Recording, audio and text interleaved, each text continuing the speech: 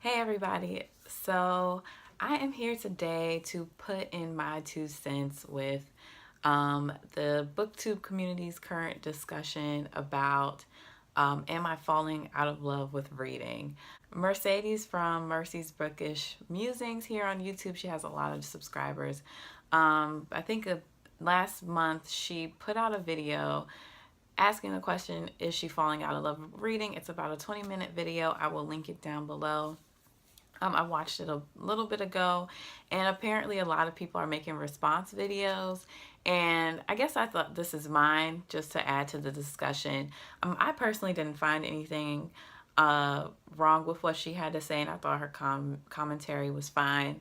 Um, and I could relate to her. Not that I am falling out of love with reading, but I had to ask myself the question, is it me or is it the books this year? And I think it's a combination of both, and I will explain that to you.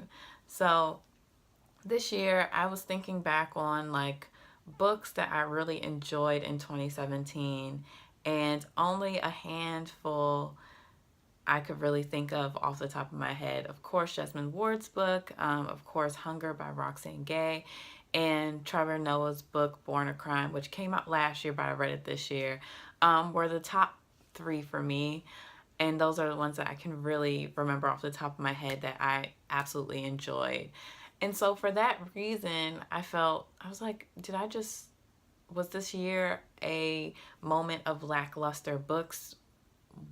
Is it me? What is it? And it has to boil down with choice. And choice in the sense of there are tons of books to choose from.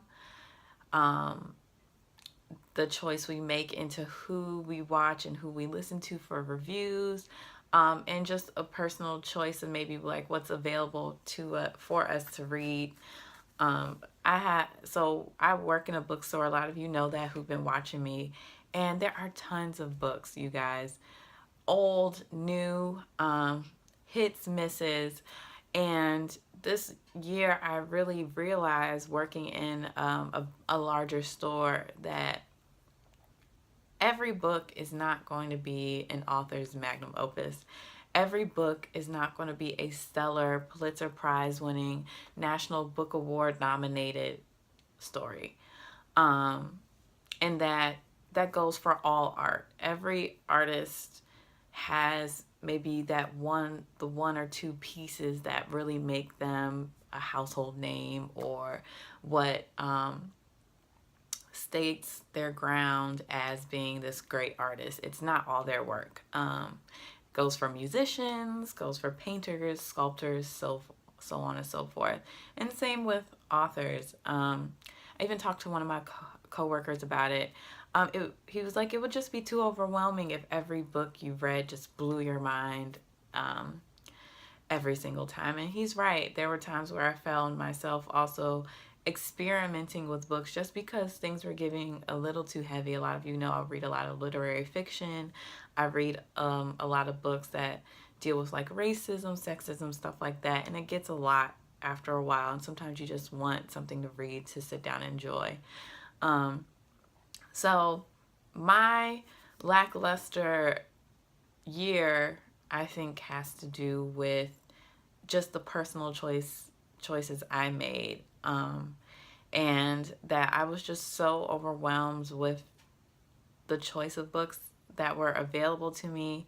I really had to take a step back and see, not only just for reading wise, but money wise, time wise, what I really enjoy. And a lot of this year was me playing around with the type of books I like to read. I tried to do the Read Harder challenge to spruce up my reading so I could read more diversely, read more widely across genre and authors. I tried reading all of Toni Morrison's books this year, and it just became too much. I tried to read 75 books this year, and I couldn't do it, and have a life. And I didn't account for a lot of time, like a lot of things when I set that goal. But like again, all these things just round out into choice. A lot of people talk about the pressure when it comes to booktube to read a lot, and that is true. Um, Even along with my job too, there's a lot of pressure to read not only what's out now, but what's going to be popular 3 months down the road, 5 months down the road, 6 months down the road. You have publishers sending in representatives wanting you to read a lot of books, and not only that, they want your feedback. They want you to write a review, and it's a lot. And so for the average reader, I would say if you're having issues with reading, there's nothing wrong with taking a break, and there's nothing wrong with um, sticking to what you know. And that doesn't mean that you have to limit, because diversity is a hot topic. It doesn't mean limit yourself on a author or something like that. Like I tried to read some fantasy this year. Um, I tried, and I wasn't really feeling it. So what I have done though is read literary fiction that does have magical realism or speculative fiction elements to it. Like Her Body and Other Parties was a great book. It had elements of horror and sci-fi in it. However, you're going to find that in the literary or regular fiction section in your store. You're not going to find that in sci-fi. You're not going to find it in horror.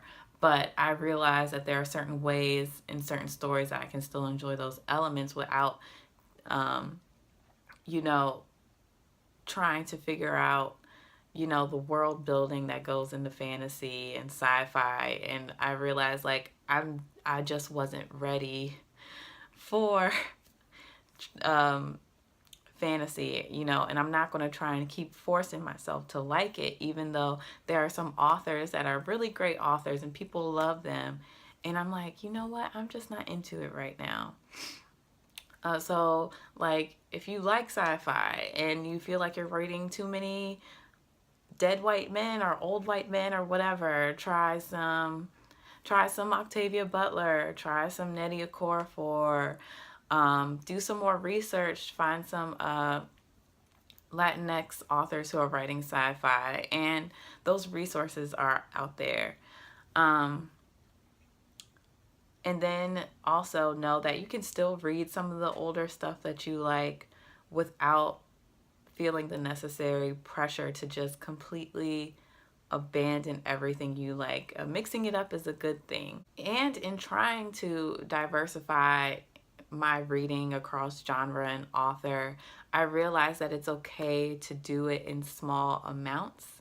I think the Read Harder Challenge, number one, I didn't want to go out and buy new books. You guys already know I'm not a very avid user of the library, but I was trying to diversify my reading, not just by author, when it comes to like, background, that be racial or sexuality wise or anything like that.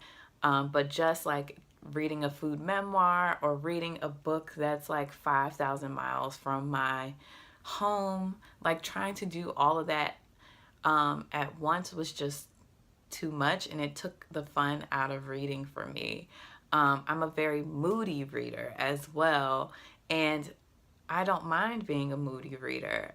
There's a lot of books that I use, like by authors I normally read, or a lot of you notice like I read a lot of Black women, and some of them I just didn't like, and I stopped reading them, not because they were bad books, but at the time it was just not something I'm interested in. So it's okay also to put the book down. Yeah, and do some other stuff. Also, if you're just having trouble focusing on reading, which I also noticed I had a problem, it was also because my phone was next to me and I'm constantly like checking Twitter, checking Facebook, checking Instagram, trying to see what other people read. And if you watch a lot of YouTube videos, those things take up a lot of time from reading. And I just realized that, you know, like I'm gonna have to pick one or the other. I have to figure out, hey, do I really want to read tonight, or do I really want to watch binge on YouTube videos? I'm going to read for 30 minutes and then watch YouTube for 30 minutes. It doesn't have to be that strict, but again, I think a lot of these things fall under choice. You're making the choice in what you're spending your time on, what you're spending your money on, what you're taking your time out to go pick out in the library. Um, and I think all of us just are going to have to take a step back and really sit down. You know, this is a good time of the year to really think about your reading goals and how you want your reading to go in 2018. And, you know, even if that's making no goals, you're like, hey, I'm going to pick up whatever I pick up. I don't need to set a number goal for how many pages or how many books. I'm just going to read because I like to read. And it doesn't need to be this trivial, but I think that's what's great about a community, is that realizing we all have this issue and we're all trying to give solutions to kind of solve it. So I realize it's not fair for me to say, oh, this is a lackluster year for authors, that it's a lackluster year for books, because there actually were a lot of great books that came out this year. It's just that a lot of them I wasn't interested in, and I'm totally okay with that. For example, a lot of people at my job love freaking Exit West. I have no intention on reading that book anytime soon. Doesn't mean I won't read it years down the line, but especially because I've heard so much about it, I don't want to touch that book. Like, I look at it and I'm just like, no. So, and that's no disrespect to the author. It's just something that I just don't feel like reading right now. And we're going to have to accept that. I think there's something refreshing about people who are in the booktube community who read what they want to read. They're not reading the hyped book at the moment. And we have to remember that we're all individuals, even though we're in this community, and we have different tastes, and, you know, we have different moments where we want to read different things. So, yeah, that is what I'd like to say about this topic. Leave your comments down below on whatever I said, or if you just have anything to add to the conversation, because I thought it was really interesting. I'm just glad I wasn't alone in this one. Not falling out of love of reading, but kind of just being like, this year was a okay year for me reading. And a lot of that I take responsibility for. So I will talk to you guys later. Bye.